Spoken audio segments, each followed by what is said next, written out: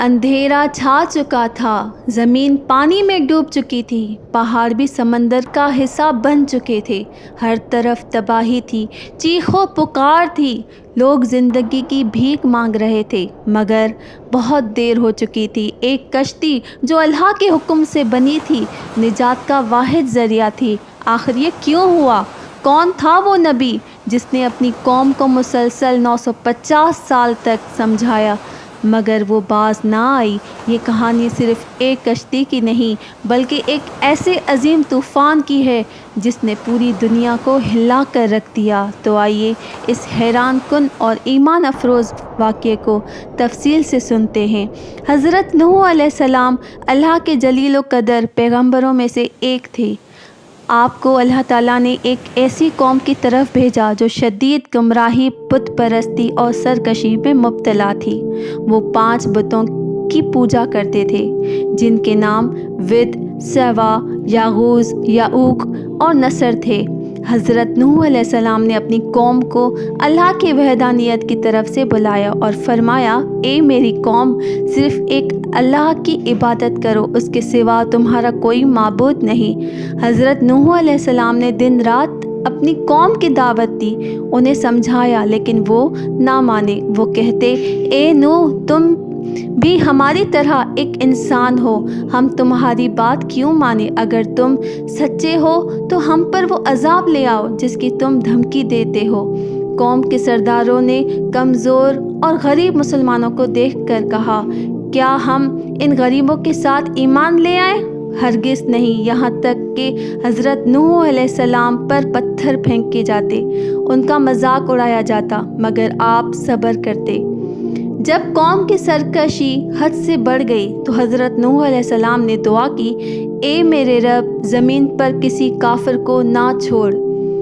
اللہ تعالیٰ نے حضرت نوح علیہ السلام کو حکم دیا کہ ایک کشتی بنائے کیونکہ طوفان آنے والا ہے۔ اللہ تعالیٰ نے حضرت نوح علیہ السلام کو وحی کی کہ وہ ایک بڑی کشتی بنائے اور ہماری نگرانی میں اور ہمارے حکم سے کشتی بناؤ۔ آپ ایک کھلے میدان میں کشتی بنانے لگے۔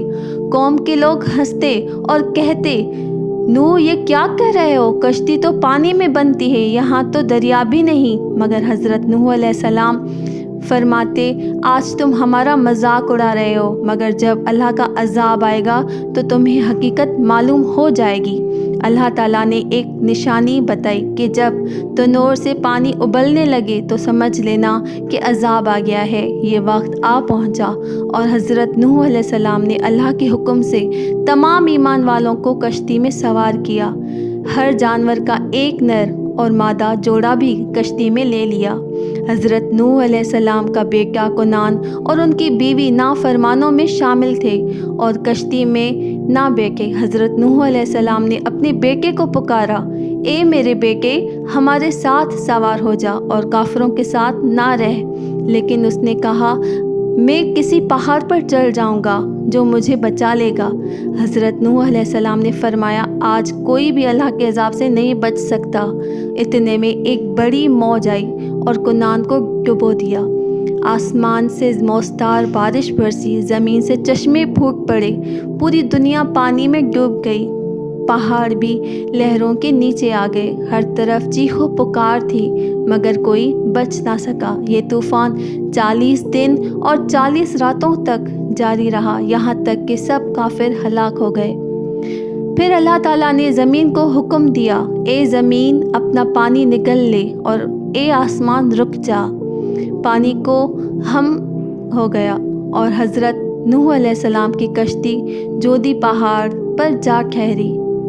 حضرت نوح علیہ السلام اور ان کے ساتھی کشتی سے اترے، زمین و آباد ہونے لگی اور نسل انسانی کا دوبارہ آغاز ہوا۔ حضرت نوح علیہ السلام کو آدم ثانی، دوسرا آدم کہا جاتا ہے، کیونکہ آپ کی نسل سے ہی دنیا میں لوگ دوبارہ بسے۔